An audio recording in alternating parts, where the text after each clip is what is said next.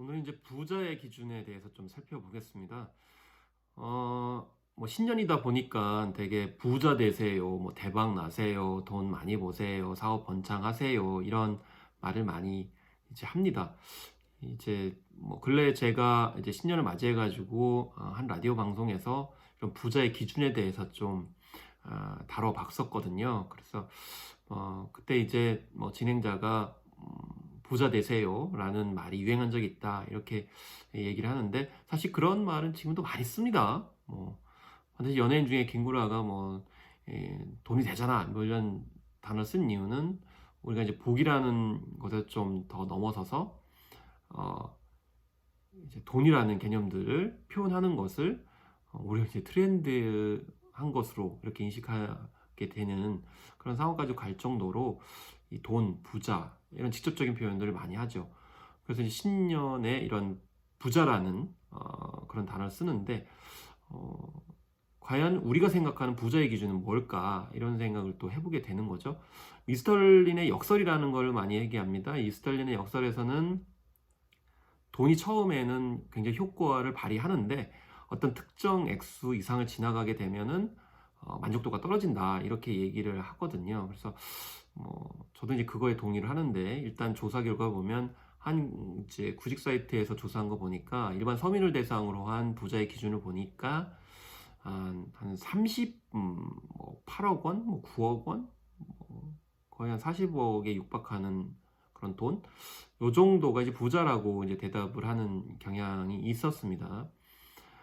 연령대별로도 약간 차이가 이제 있었는데, 되게 이제 뭐 1위가 이제 40대, 그 다음에 30대, 그리고 20대, 50대였습니다. 50대 같은 경우는 33억 원 정도 이렇게 됐는데, 그래서 이제 50대 정도 되면은 살아보니까 이제 부자가 되는 게 좀 만만치 않다라고 해서 33억 정도 이렇게 되는 것으로 나타났고요.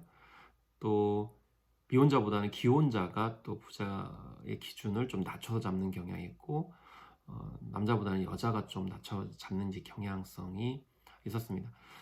정작 이렇게 서민들이 생각하는 부자의 기준이 뭐 38억, 39억 정도, 거의 40억에 육박하는 그런 차원이었는데, 실질적으로 자신이 벌 수 있는 돈은 한 7억 원 정도 되는 것으로 이렇게 이제 응답을 했었거든요.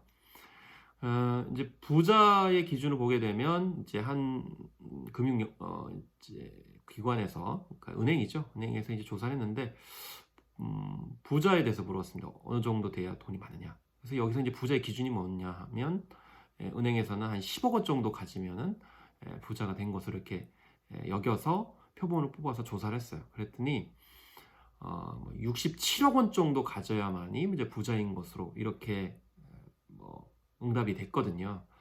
그러니까 부자와 뭐 일반 서민이 생각하는 그런 기준이 굉장히 많이 차이가 나는 그런 상황인 것이죠. 그래서 이제 부자들한테 어떻게 이제 돈을 모았느냐라고 하니까 대개 뭐 근로소득, 그 다음에 뭐 사업소득 이렇게 이제 얘기를 했다는 거죠. 그런데 여기 약간 모순이 있는데, 어, 본인은 이제 그렇게 벌었다고 그러는데, 그럼 남들은 어떻게 벌었겠는가라고 생각을 하냐 이렇게 물어보니까, 결국 남들은 뭐 부동산 투자를 통해 가지고 돈을 벌었다. 그리고 뭐 부자들에게 자기가 생각하는 뭐 투자처는 마땅한 곳은 어디냐 이렇게 물어보니까, 결국에는 이제 뭐 빌딩이나 뭐 건물이나 뭐 이런 데다가 투자를 하는 것이 지금 뭐 유명하게 생각한다 이렇게 얘기를 한 거죠. 그러니까 결국에는 실제로 근로소득이라든지 사업소득이 아니고요, 부동산이라든지, 그러니까 빌딩이나 아파트라든지, 그리고 금융소득을 통해서 부를 축적했을 가능성이 높다라는 거죠. 그러니까 서민들 같은 경우는 평생 벌어봤자 뭐 7억밖에 못 번다 이렇게 얘기를 하니까, 결국 평생 벌 수 있는 돈이 근로 관점에서, 사업 관점에서 그렇게 많지 않기 때문에, 결국 많은 사람들이 실제로 부동산을 통해서, 특히 이제 금융 자산을 불리는 것을 통해서 돈을 벌었거나 그렇게 생각을 하고 있기 때문에, 실제로 번 것과 겉으로 내세우는 어떤 그런 자산 축적의 과정들이 결국에는 괴리가 되고 이중성이 있다라고 볼 수가 있는 거죠. 근데 이제 서민들을 대상으로 한 통계를 보니, 그 설문조사를 보니까 재밌는 게 뭐냐면, 4명 중에 1명 그래도 부자가 될 수 있다라고 얘기를 했고요. 또 이제 뭐 3년, 5년, 10년, 20년 이렇게 기간을 두고 부자가 될 것 같냐라고 물어봤을 때 그 먼 미래일수록 부자가 될 가능성이 높다라고 대답을 한 거죠. 그러니까 결국에는 단기적으로 뭐 올해 부자가 되겠다라는 거는 심리적으로는 자신도 불가능하다는 것을 알고,